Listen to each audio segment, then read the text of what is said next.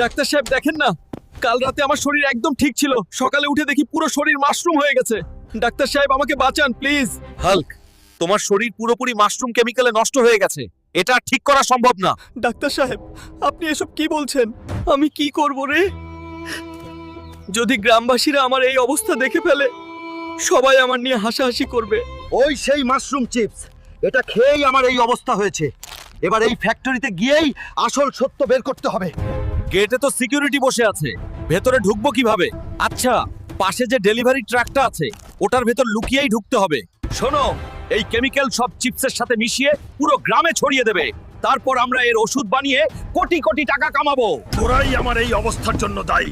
এই কে রে তুই? কোনকার ডন যে এখানে এসে ডনগিরি মারাচ্ছিস? দেখলে তো মনে হয় কেউ তোকে বডিতে মিউট দিয়ে দিয়েছে। ভাগ এখানে থেকে। এক তো আমার এই অবস্থা, তার উপর আবার গালাগালি।